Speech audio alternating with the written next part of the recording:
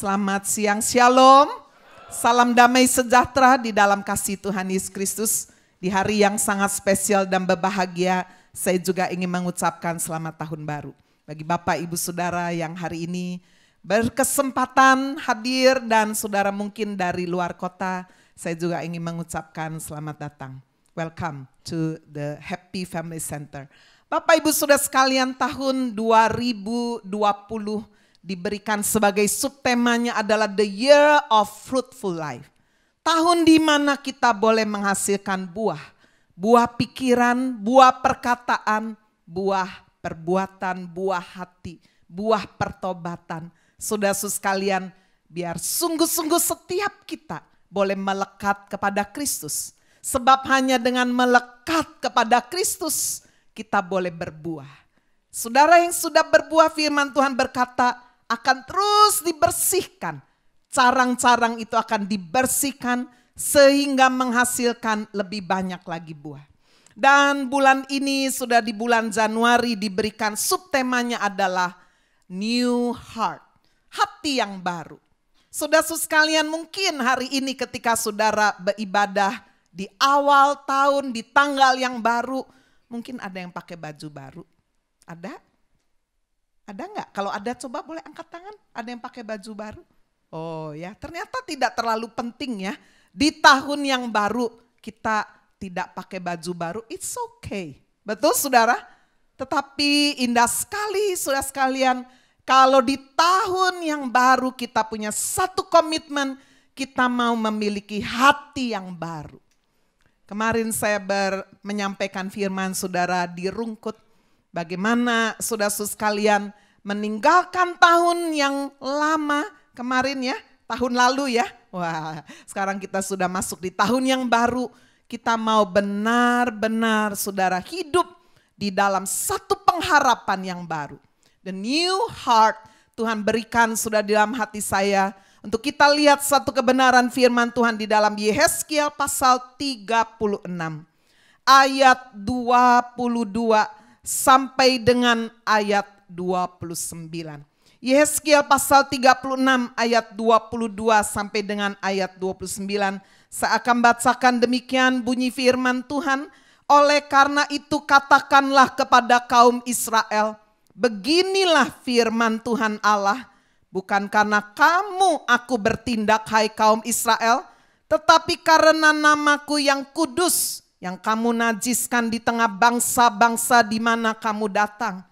Aku akan menguduskan namaku yang besar, yang sudah dinajiskan di tengah bangsa-bangsa, dan yang kamu najiskan di tengah-tengah mereka. Dan bangsa-bangsa akan mengetahui bahwa akulah Tuhan. Demikianlah firman Tuhan Allah, manakala aku menunjukkan kekudusanku kepadamu di hadapan bangsa-bangsa.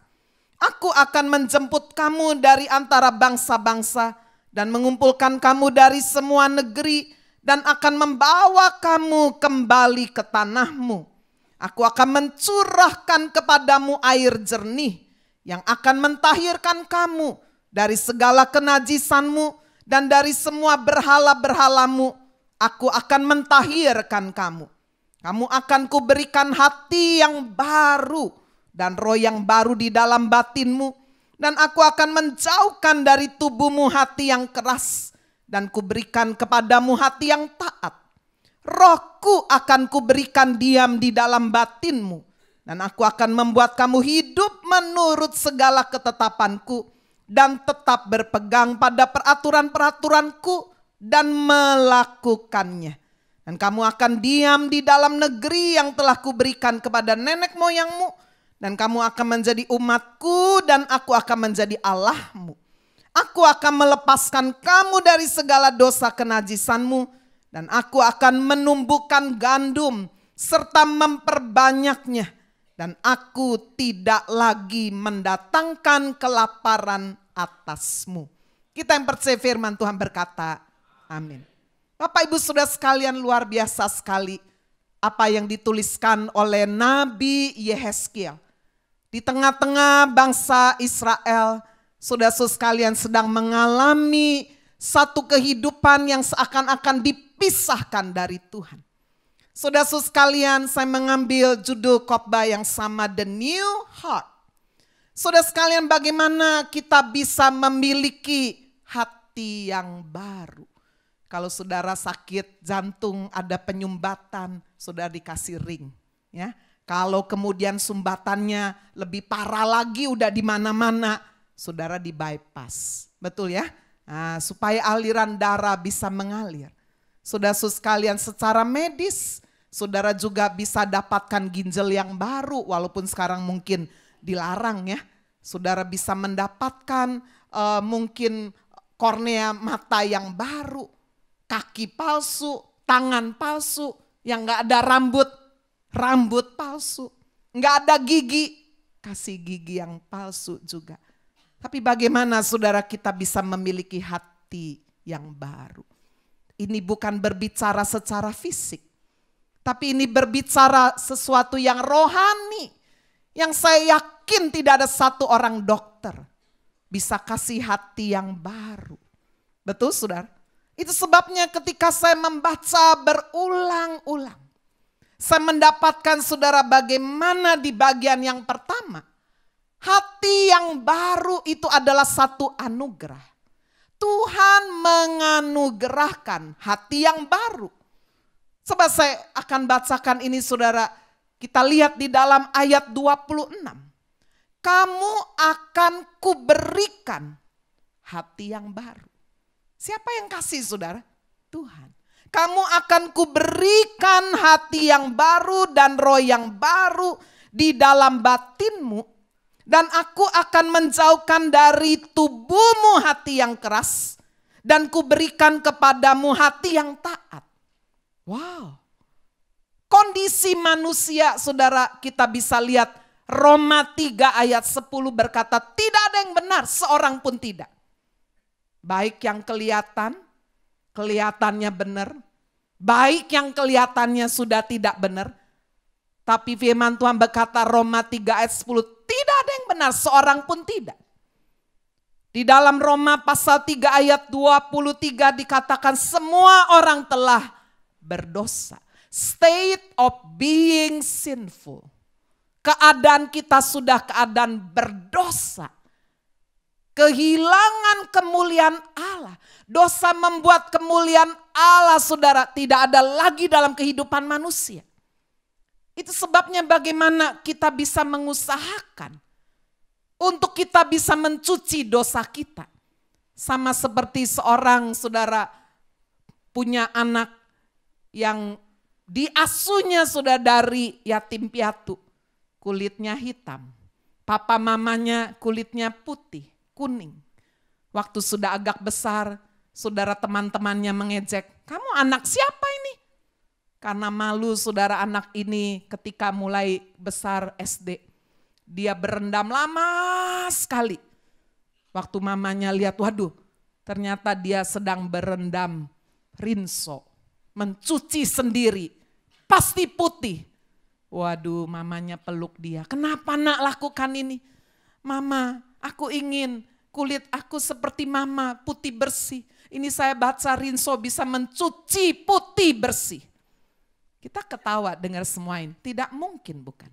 Demikian juga dosa. Tidak mungkin saudara bisa kita bersihkan dengan cara kita sendiri, dengan kebaikan, amal, ibadah. Sudah jelas Efesus 2 ayat 8 berkata, bukan karena perbuatan baik kita, amal, ibadah kita bisa dibenarkan. Tidak ada. Semua semata-mata karena kasih karunia, karena anugerah. Amin. Oleh iman kita hanya tinggal menerima dengan iman. Itu sebabnya di dalam Roma 3 ayat 24 dikatakan kita dibenarkan dengan cuma-cuma. Oleh penebusan di dalam Kristus. Oleh kasih karunia telah dibenarkan dengan cuma-cuma. Free of charge, enggak bayar apa-apa. Saudara-saudara sekalian, oleh penebusan di dalam Kristus. Saudara, ini perjanjian baru yang saya sampaikan. Tapi waktu saya membaca Yesaya 36 ayat 26, saya diteguhkan bahwa perjanjian lama, perjanjian baru adalah Alkitab. Amin.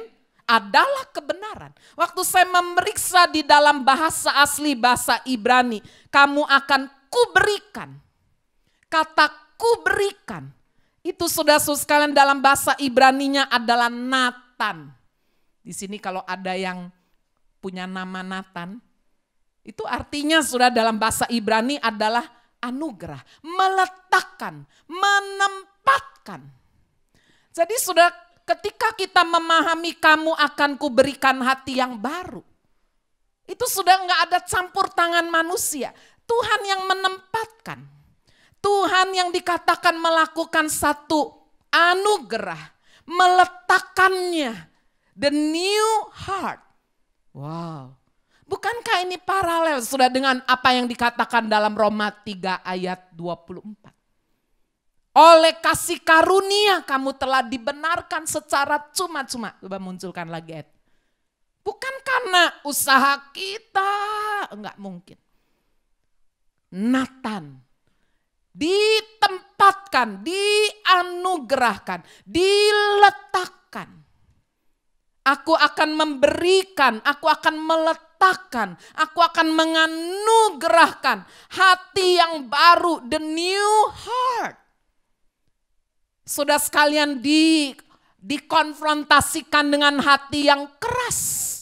Aku akan berikan kepadamu hati yang baru, roh yang baru di dalam batinmu. Aku akan menjauhkan dari tubuhmu hati yang keras.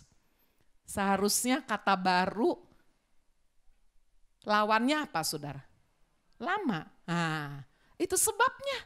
Waktu saya baca, sudah saya periksa lagi di dalam bahasa aslinya. Hati yang baru. Dalam bahasa Ibraninya ditulis kadas. Artinya adalah kudus. Aku akan kasih kamu hati yang kudus. Lawan dari keras bahasa Ibraninya heaven. Hati yang membatu. Rupanya saudara orang yang hatinya membatu, degil. Itulah saudara disebut hati yang keras, hati yang tidak mau taat.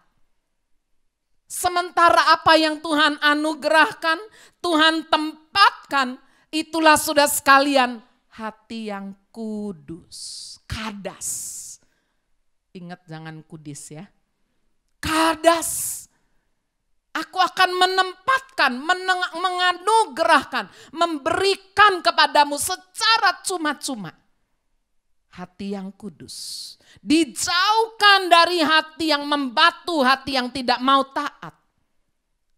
Kata menjauhkan di ayat 26, bahasa Ibraninya adalah haziroti. Artinya saudara, berbalik. Membalikkan. Bukankah dia Allah? Is he God? Amin. Manusia berkata nggak mungkin ini sudah nggak mungkin. Adakah yang mustahil bagi Tuhan? Dia bisa sudah menganugerahkan, menempatkan hati yang kudus, kadas. Menjauhkan, membalikkan. Sudah suskan, itu tugas Tuhan.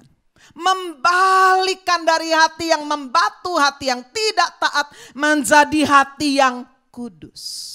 Amin. This is the new heart. Ini adalah satu berita yang luar biasa. Yang jika saya tadi gabungkan dengan apa yang disampaikan di dalam surat Roma. Sungguh saudara kita boleh bersyukur. Karena dia tidak menyuruh kita dengan kekuatan kita. Untuk memperbarui hati kita. Tapi Tuhan berkata, aku akan menganugerahkannya, menempatkannya kepadamu. Sepasang suami istri hidup sangat bahagia. Saling mengasihi, mereka muda, mereka berhasil. Baru beberapa tahun menikah. Sudah sekalian tanpa terduga-duga. Istrinya terkena penyakit kulit yang merusak kemulusan tubuhnya, bahkan kena ke wajahnya. Wajahnya yang mulus dan cantik berubah seperti monster. Udah pergi kemana-mana, ke dokter kemana-mana. Rupanya saudara tidak bisa disembuhkan. Dan istrinya sangat stres, depresi. Setiap kali dia melihat wajahnya yang mengerikan, dia ingin bunuh diri. Dia merasa malu kepada suaminya yang muda, ganteng. Aduh, ya, tapi suaminya berkata, "It's okay, gak apa-apa. Aku mencintai bukan mukamu, dalammu." Saudara, tapi kalau jalan orang mengejek, "Ih, monster jelek sekali." Pada suatu hari saudara, suaminya pulang bekerja, kecelakaan. Dibawa ke rumah sakit. Dan ternyata saudara, penyakit kecelakaan itu membuat saudara matanya terluka. Sehingga dokter berkata suaminya buta seumur hidup. Tidak ada satu yang bisa mengobati lagi. Saudara sekalian, suaminya pulang dalam keadaan sudah buta. Istrinya yang sakit kulit saudara, dengan muka yang sudah enggak ada rupa, merasa kasihan terhadap suaminya. Dan dia merasa ada satu kekuatan untuk dia hidup, dia tidak boleh mati. Karena suaminya yang buta ini sangat amat membutuhkan dia. Dari situ muncul semangat hidupnya. Dia melayani suaminya dengan sungguh-sungguh. Suaminya seperti seorang yang sudah tidak berdaya. Akhirnya saudara, kerukunan rumah tangga ini boleh pulih kembali. Mereka hidup benar-benar saling mencintai, saling mengasihi. Mereka tidak lagi peduli dengan keadaan sekitarnya. Istrinya tetap saudara dengan muka yang mengerikan, suaminya buta. Istrinya merasa, sekarang saya enggak stres lagi. Aku sangat dibutuhkan oleh suamiku. Juga dia buta, dia enggak bisa lihat. Aku jeleknya kayak apa. 20 tahun kemudian saudara, istrinya meninggal dunia. Mereka udah masuk usia setengah abad. Saudara sekalian, semua tetangga, teman-teman datang meratapi kematian sang istri dan rasa iba kasihan kepada suami yang buta, yang sangat bergantung selama ini kepada istrinya ini. Aduh, kamu gimana? Aduh, kami akan temani ya, kami akan temani. Tapi alangkah terkejutnya mereka. Ternyata suaminya berkata, "Saya bisa lihat kok. Kamu siapa? Kaget semua. Loh, jadi kamu selama 20 tahun? Ya, aku harus pura-pura buta. Sebab jika aku tidak pura-pura buta, istriku depresi dan mati.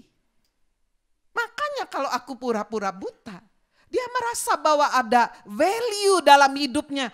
Dia sangat dibutuhkan, maka aku tiap hari ya buta." Wow. Saudara, this is true love. Amin.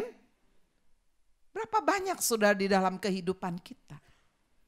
Ketika ada bagian di dalam kehidupan kita, kita rasa aduh, apa yang aku lakukan ini, waduh, seperti seorang istri yang tadi saya ceritakan, aduh aku udah nggak layak lagi. Tapi ada satu pribadi yang mau menutupi kekurangan daripada sang istri. Bukankah itu yang dilakukan oleh Kristus? Dia tahu saudara bahwa dosa kita tidak bisa diperbaiki dengan cara apapun. Selain dia menganugerahkan, memberikan, menempatkan the new heart. Amin. Hati yang baru. Dia sanggup memutarbalikkan itu. Menjauhkan dari kita hati yang keras. Sekarang mari kita melihat bagian yang kedua. Setelah kita memahami the new heart adalah anugerah, Tuhanlah yang menganugerahkan. Tuhanlah yang pasang kepada kita hati yang baru. Sekarang mari kita melihat pada bagian yang kedua. Tuhan memampukan. Amin. Dia tidak cuma kasih kita hati yang baru, tapi dia memampukan kita untuk hidup dengan hati yang baru itu. Saya akan bacakan di ayat 27. Rohku akan kuberikan diam di dalam batinmu. Dan aku, Tuhan, akan membuat kamu hidup menurut segala ketetapanku dan tetap berpegang pada peraturan-peraturanku dan melakukannya. Amin. The center of the new heart is not you, is not me. The center of the new heart is God. Pusat saudara sekalian dari hati yang baru adalah Tuhan. Di bagian yang pertama saudara kita belajar bagaimana Tuhan menganugerahkan. Tuhan yang memberikan. Tuhan yang menempatkan hati yang baru. Di bagian yang kedua ayat 27, Tuhan memampukan. Rohku akan kuberikan diam di dalam kamu. Aku akan membuat kamu hidup menurut segala ketetapan-ketetapanku. Bukankah ini juga sangat sesuai dengan apa yang dikatakan di dalam firman Tuhan Kisah Rasul 1 ayat 8. Kamu akan menerima kuasa dunamis jika Roh Kudus turun ke atas kamu. Kamu akan menjadi saksiku di Yerusalem, di Yudea, di Samaria, bahkan sampai ke ujung muka bumi. Tanpa Roh Allah, tanpa Roh Kudus, kita tidak mampu menjadi saksi. Hati yang membatu, hati yang tidak taat, hati yang keras tidak mungkin bisa diubahkan.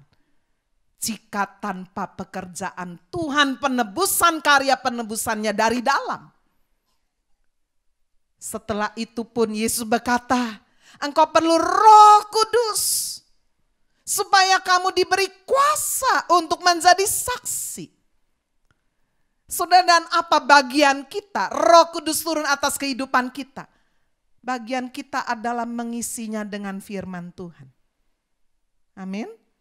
Firman Tuhan itu makanan rohani yang akan membuang hal-hal yang kotor dari dalam kehidupan kita. This is new year.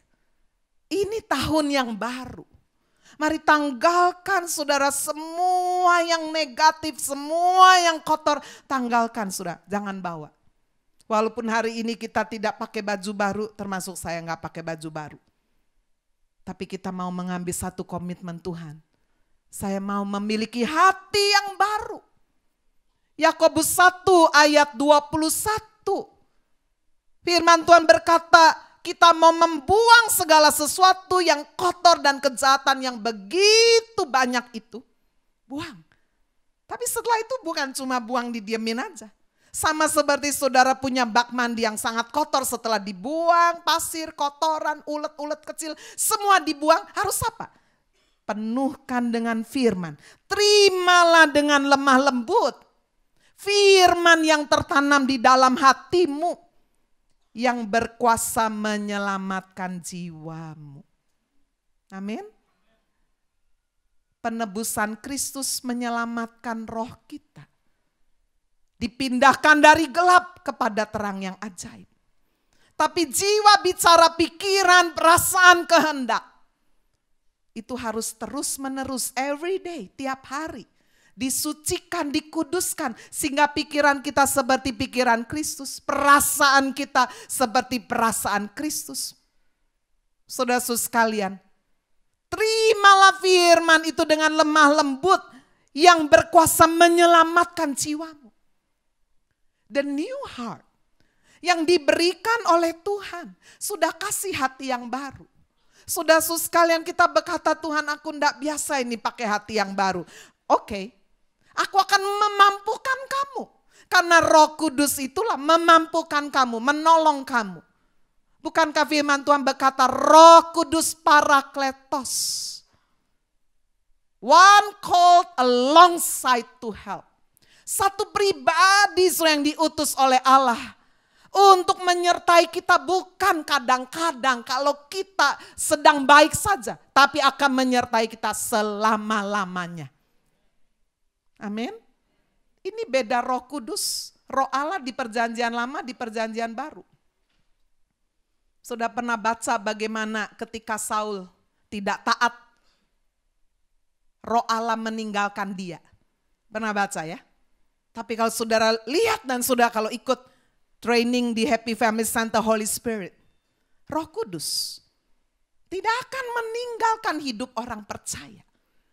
Jika kita sudah tidak hidup menurut ketetapannya, jika kita berdosa, Roh Kudus berduka. Tapi tidak keluar.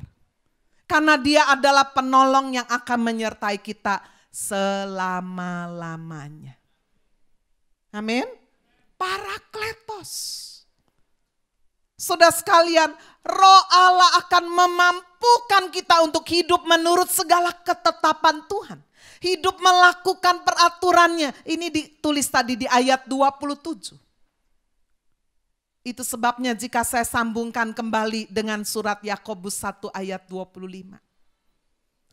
Saudara, disitulah Allah menantikan respon kita. Setelah dia menempatkan hati yang baru. Setelah dia memampukan kita, saudara, untuk memakai hati yang baru ini. Untuk menaati peraturan-peraturannya. Maka di dalam Yakobus 1 ayat 25. Tuhan memberikan satu janji yang luar biasa. Yaitu barang siapa yang mendengar dan melakukannya. Bagian bawah B. Ia akan berbahagia oleh perbuatannya. Amin. Saudara-saudara sekalian lihat ini. The center of the new heart is God. Fokus utama dari hati yang baru bukan kita. Bukan usaha kita. Tuhan. Tuhan menganugerahkan, menempatkan. Tuhan juga yang memampukan kita mengoperasikan hati yang baru ini. Bagian kita adalah bereaksi secara tepat dan berkata, Tuhan, saya tidak hanya mau isi hidup saya dengan firman, tetapi saya mau melakukannya supaya aku berbahagia. Amin. Dan kalau saudara baca lagi ayat di bawah Yakobus 1 ayat 25, saya heran. Apa hubungannya ya? Coba saudara baca Yakobus 1 ayat 25. Yakobus 1 ayat 26. Setelah sudah janji bahwa kita akan hidup bahagia karena mendengar dan melakukan firman. Maka di situ ada satu janji. Jikalau ada seorang menganggap dirinya beribadah, wah kayaknya suci, kudus, baik, benar, tapi tidak mengekang lidahnya, it's vain. Ia menipu dirinya sendiri, maka sia-sia katanya ibadahnya itu. Saya pikir kenapa ya? Tuhan sudah kasih kita hati yang baru. Tuhan memampukan kita sudah untuk melakukan peraturan-peraturannya. Tapi ternyata ini bisa menjadi vain, bisa menjadi useless, tidak berarti jika kita tidak kekang lidah. Wow, hidup dan mati dikuasai oleh lidah. Siapa yang menggemakannya, dia akan memakan buahnya. Amin. This is the new year. Sudah mau tahun 2020 ini adalah tahun yang betul-betul memberkati saudara. Amin. Jaga lidahmu. Dari ucapan yang menipu, memaki, atau melakukan hal yang keji dan yang jahat yang lainnya. Karena itu bisa seperti mendiskualifikasi apapun ibadah kita. Saudara, bagi orang Israel tahun 2020 kalender Yahudi, tahun Pei. Nama ponakan saya Pei. Pei. P-E-Y. Apa artinya Pei? Mulut. Ya, jadi waktu saya persiapkan ini, saya juga amazed. Wow. Kalender orang Yahudi bicara tahun ini tahun Pei. Pesan Tuhan di tahun 2020, gunakan mulut untuk yang baik. Amin. Jangan dipakai untuk yang buruk, mencaci maki, mengutuk, menyebarkan gosip-gosip dan yang lain-lain. Tapi biarlah kita pakai untuk membangun. Amin. Sore nanti saudara tertulis saya yang sampaikan firman.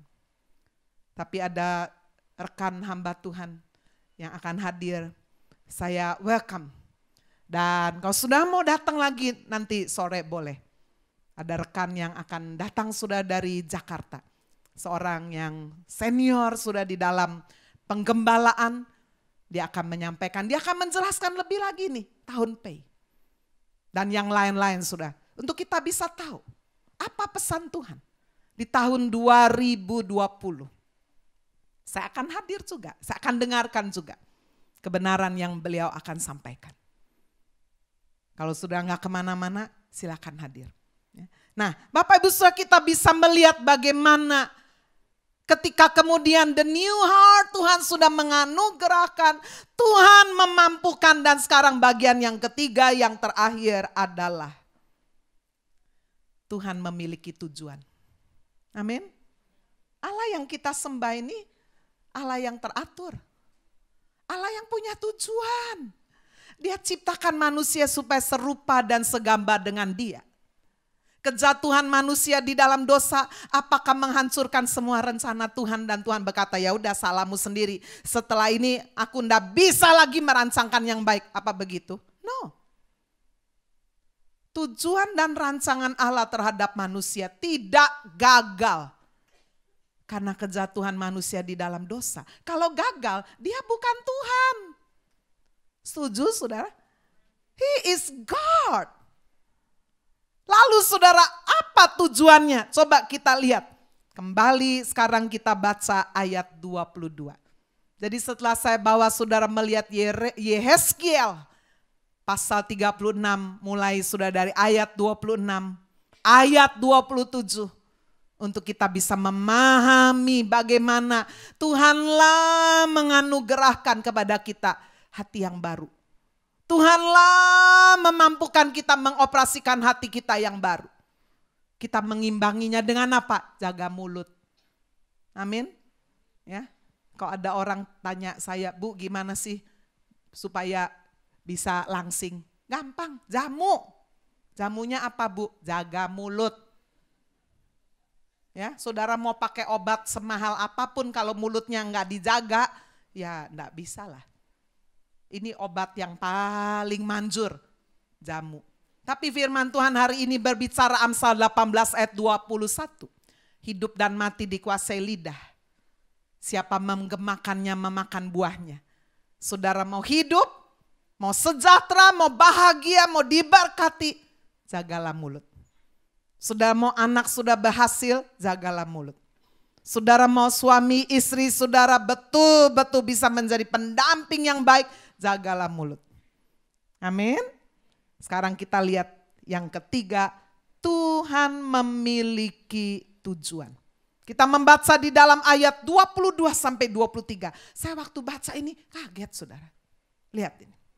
Oleh karena itu katakanlah kepada kaum Israel. Beginilah firman Tuhan Allah, bukan karena kamu aku bertindak. Wow. Jadi kalau saudara bangkrut, lalu saudara dipulihkan, Tuhan ini ingin bilang sama saudara, sorry ya, kalau aku memulihkan kamu itu bukan karena kamu. Aku bertindak itu, amin. Kalau saudara di tahun lalu itu gagal, sudah berseru, doa, puasa, lalu kemudian Tuhan memulihkan, Tuhan bilang, sorry ya. Aku memulihkan kamu, it's not of you, no. Bukan karena kamu loh aku bertindak. Wow, saya waktu baca ini benar-benar. The center of everything is God. Amin. Bukan karena kamu aku bertindak, hai kaum Israel, tetapi karena namaku yang kudus yang kamu najiskan di tengah bangsa-bangsa di mana kamu datang. Aku akan menguduskan namaku yang besar yang sudah dinajiskan di tengah bangsa-bangsa dan yang kamu najiskan di tengah mereka. Bangsa-bangsa akan mengetahui bahwa akulah Tuhan, demikianlah firman Tuhan Allah. Manakala aku menunjukkan kekudusanku kepadamu di hadapan bangsa-bangsa. Wow. Amin. Ini Tuhan yang kita sembah. Kalau dia mau membangun bisnis saudara, menyembuhkan saudara, memulihkan hidupmu. It's not for the sake of you. It is for the sake of God Himself. Amin, saudara. Ini tujuan karena nama Tuhan, bukan karena kita. Setuju, saudara? Itu sebabnya jangan sombong kalau sudah dipulihkan lalu sudah bilang, habis saya doa puasa, habis saya begini. Tuhan bilang, ya itu sih oke lah, itu sarana. Tapi kalau aku masih bilang wait, Yesaya 30 ayat 18, Tuhan menanti-nantikan saatnya hendak memulihkan kamu. Semuanya up to God. Amin. Jadi kalau aku memulihkan kamu bukan demi kamu loh. Ya kamu berdoalah, berpuasalah, kamu cari Tuhan lah. Tapi itu demi namaku harus aku tegakkan. Demi rencanaku tidak boleh gagal.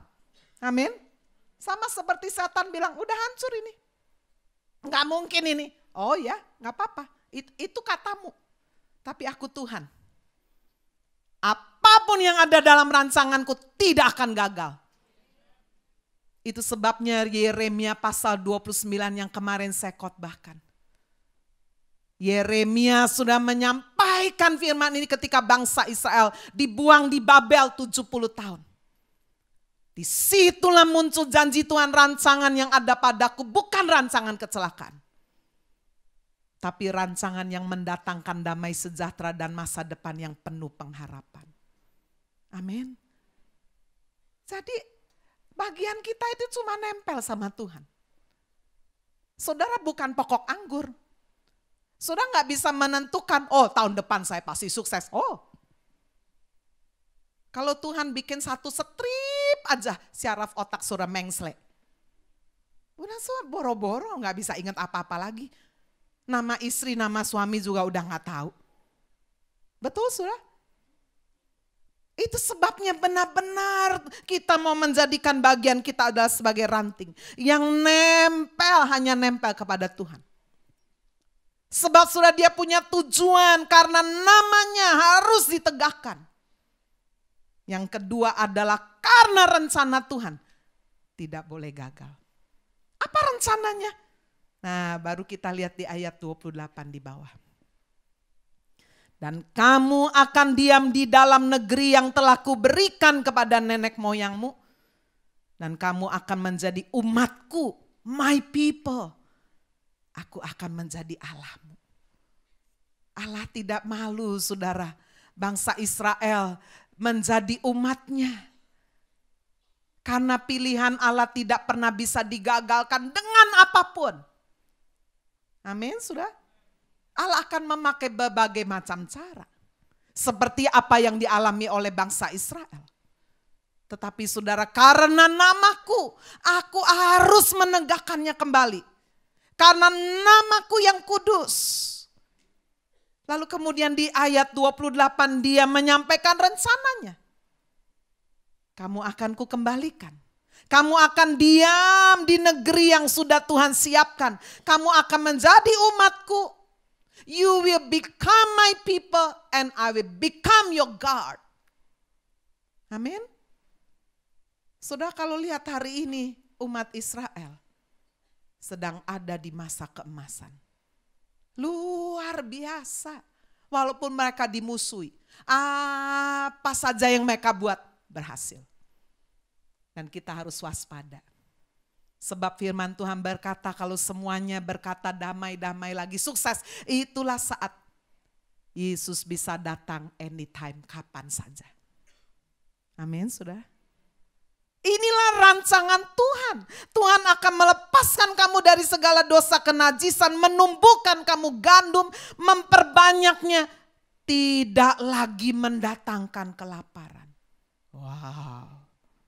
The new heart. Hari ini berapa banyak saudara memasuki tahun yang baru. Tapi saudara masih membawa problem. Bu, saya nggak bawa problem yang ngintil sendiri, Bu. Aku lu ndak mau gendong. Dulu ada penyanyi siapa sih? Apa gendong, ku gendong, udah mati ya. Oh ya itu, Mbah Surip ya. Bu, aku ndak mau gendong, mau tak tinggalin. Tapi Nono terus ini loh Bu, ndak selesai-selesai. Saudara punya utang, ya tetap utang kan. Betul ya? Tapi lihat ini janji Tuhan. Saudara harus bereskan. Tapi Tuhan berjanji. Ada rencana Tuhan, namanya akan ditegakkan. Karena namanya yang kudus, dia berjanji memulihkan kita sampai kasih hati yang baru, sampai memampukan kita hidup dengan hati yang baru. Nah, rencana Tuhan berkata apa? Aku tetap menjadi Allahmu, engkau tetap menjadi umatku. Amin, saudara. Dan kau tidak akan kelaparan lagi. Aku akan lepaskan kamu dari semua yang jahat itu. Wow, luar biasa. Supaya apa, saudara? Roma 11 ayat 36. Segala sesuatu dari dia, bagi dia, semuanya kembali kepada dia. It's for the sake of his glory. Semuanya hanya bagi kemuliaan nama Tuhan. Amin. Itu sebabnya jika ada di antara saudara memasuki tahun yang baru hari ini. Masalah mau tidak mau, saudara harus berani menghadapi realita. Ya, kemarin saya khotbahkan itu. Bagaimana kita bisa hidup sejahtera, salah satunya hadapi realita. Bapak Ibu Saudara, tapi dia berjanji kita tidak akan sendirian. Saya akan tutup saudara dengan satu cerita yang nyata. Saudara, seorang ilmuwan bernama Edmund Schulman pernah menemukan sebuah pohon tertua di dunia. Diperkirakan umur pohon itu 3.000 sampai 4.000 tahun. Pohon itu bentuknya seperti cemara. Namanya adalah Bristol Cone. Pohon yang sangat tua, bahkan ribuan tahun. Kalau saudara pergi ke Israel, pohon zaitun juga ribuan tahun. Tapi ini pohon cemara. Dan waktu Edmund Schulman ilmuwan ini menemukan pohon ini. Yang paling tua, dia kasih nama Metusaleh. Seperti nama orang yang paling tua yang dicatat dalam Alkitab. Ada yang tahu umurnya berapa Metusaleh? 969. Saudara mau saya doain supaya umurnya 900. Loh kok ketawa? Makanya kalau ulang tahun itu nyanyinya panjang umur terus. Metusaleh 969 tahun. Itu Kejadian 5 ayat 27 tuh ngomong begitu. Pohon cemara itu berbongkol dan sangat tua. Usianya 3.000, 4.000, bahkan ada yang lain berkata hampir 5.000 tahun. Apa bisa seperti itu? Ternyata pohon ini sudah ada saat rakyat Mesir membangun piramida. Tumbuh di atas pegunungan Amerika Serikat bagian barat, tingginya 3.050 sampai 3.350 meter. Mengapa pohon Bristol Cone yang disebut Metusaleh ini bisa hidup? Karena saudara, pohon ini tumbuh bukan di dalam satu udara dan situasi yang baik. Tapi justru sebaliknya di saat kondisi lingkungan yang sangat buruk. Suhu udaranya sangat dingin, anginnya sangat kencang, lapisan udaranya sangat tipis, curah hujannya sangat rendah. Dan waktu diteliti saudara, cemara-cemara ini akarnya sudah itu bergandeng tangan. Jadi bukan cuma orang loh bisa bergandeng tangan. Waktu diteliti, waduh di bawahnya itu saudara dalam sekali. Ini pohon cemara satu dengan yang lain bergandeng tangan. Masa yang sulit. Keluarga harus bergandeng tangan. Amin. Penderitaan justru membuat anak-anak yang tadinya ribut satu dengan yang lain pada datang. Waduh lagi menderita ya, ayo kita menggandeng tangan. Ini yang dilakukan oleh cemara Bristol Cone. Sehingga suatu kondisi yang buruk, angin, topan, udara, oksigen tipis, nggak apa-apa, di bawahnya kuat. Kenyamanan justru bisa membuat kita hidup sendiri-sendiri. Betul ya? Saudara ribut sendiri, karena apa? Terlalu banyak duit. Tapi justru ketika bangkrut, habis, waduh kumpul semua. Rumah harus dijual, aset harus dijual, mau tinggal di mana? Ya udah di situ. Yang dulu protes ini, protes, wis nggak ono protes lagi. Wis oponoy. Mari kita bergandeng tangan. Amin. The new heart. Mari sudah kita jalani tahun ini dengan hati yang baru. Menyadari sudah bahwa Tuhanlah menganugerahkan, memberikan kepada kita. Menempatkan kepada kita, memasangkan kepada kita hati yang baru. Tuhanlah memampukan kita. Untuk kita menjalani satu kehidupan dengan hati yang baru. Tuhanlah yang memiliki tujuan. Supaya namanya yang kudus ditegakkan. Supaya rencananya yang mulia atas kehidupan kita tidak pernah gagal. Amin. Selamat tahun baru. Tuhan Yesus berkati kita.